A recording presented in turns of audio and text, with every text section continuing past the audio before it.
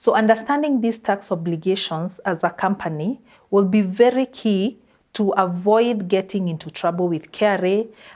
You'll avoid penalties and you'll end up growing your business better.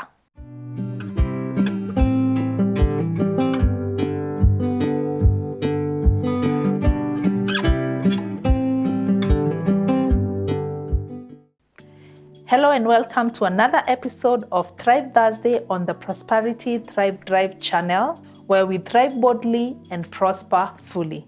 My name is Charity Mwangi, a financial consultant and your host in this channel. So in today's episode, we'll talk about taxes affecting companies.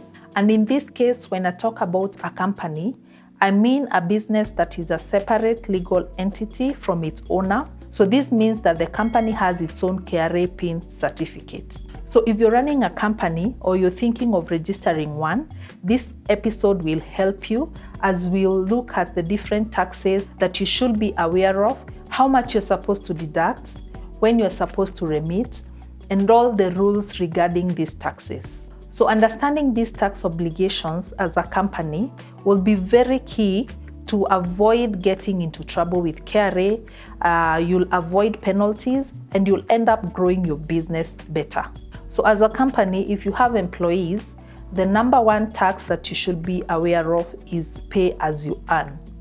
So this is a tax that you deduct from your employees' salaries on a monthly basis and remit on their behalf to KRA. And as you remit the tax, you're also supposed to file a return. So you're supposed to deduct, file and remit this tax by 9th of the following month to KRA. So this tax applies to all employees earning above 24,000. Of course, other statutory deductions as an employer that you're supposed to make for your employees is the SHIF, NSSF, and the housing levy. So remember, as a company, since you have the obligation of remitting the pay to KRA, if you don't do so, there are penalties and you'll be charged 25% of the tax due or 10,000 shillings, whichever is higher. And also there is the interest that will accrue every month until the tax is cleared. So number 2 tax is the withholding tax. So as a company, if you're making certain payments, for example, consultancy fees, professional fees, maybe to legal advisors, to financial advisors, to architects and all that, you're required to withhold tax from the amount that you're paying these contractors. For example, if you're paying a consultant 100,000, you're supposed to deduct 5% of that 100,000 and remit the same to KRA. So different services offered to the company are charged differently. And in another episode where we look at the withholding tax in full, we'll look at all these income streams that are subjected to withholding tax. So once you deduct the withholding tax, you're supposed to remit the same within 5 working days to KRA.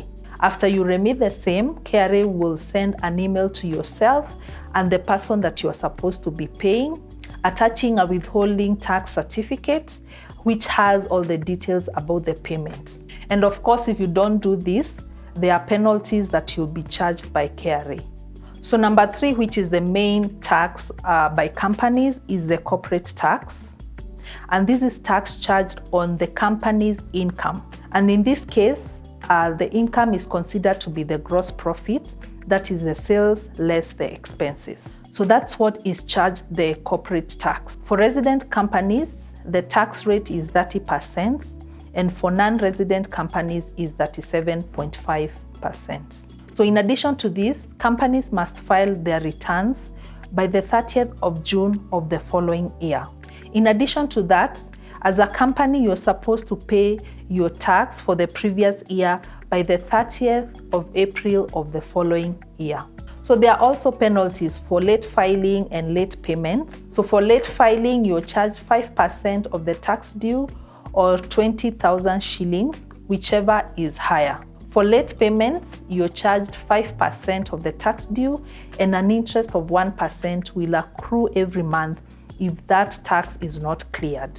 The tax number 4 that we are going to look at for companies is the value added tax, what is called as the VAT.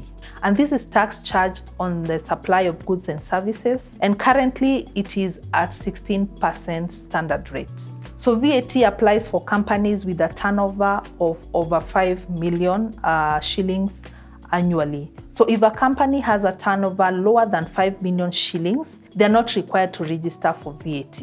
So your obligations as a company is to register for VAT on iTax. Number 2, to charge VAT on all your invoices. Number 3, to file the monthly VAT returns by the 20th of every month.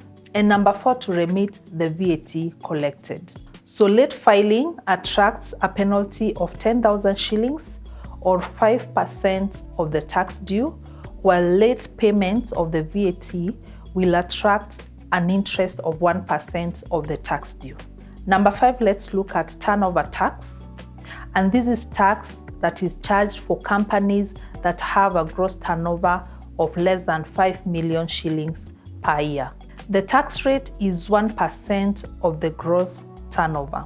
And for TOT, you do not consider the expenses, so you charge 1% of the gross income.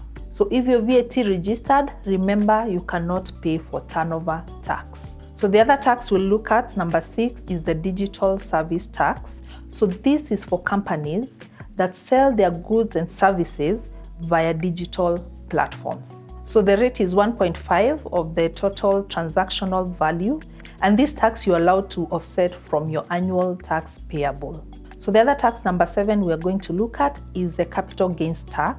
So if you're a company that sells properties, shares, land, you're required to deduct and remit the capital gains tax on those properties.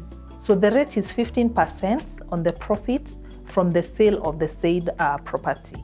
So this is supposed to be declared and paid before the transfer of ownership is completed. So number 8 tax that we'll talk about is the rental income tax. So if you're a company that rents out property for residential or commercial use, you're supposed to pay tax on the rent income received. The rate is 7.5% of the rent income received. So of course, late filing will attract a penalty of 5% of the tax due, or 20,000, whichever is higher. The tax on rental income should be filed by the 20th of the following month, and the payment should also be paid before the 20th of the following month. For example, the rent received for January, you're supposed to file the return and pay the tax by the 20th of February. Ensure as a company that you are also tax compliant, and every year generate your tax compliance certificates. Many businesses collapse not because they had poor sales, but because of poor compliance of taxes. So don't let taxes catch you off guard. Be compliant, plan for the taxes, and ensure that you pay by the deadlines. Thank you once again for joining me on this second episode of the tax series.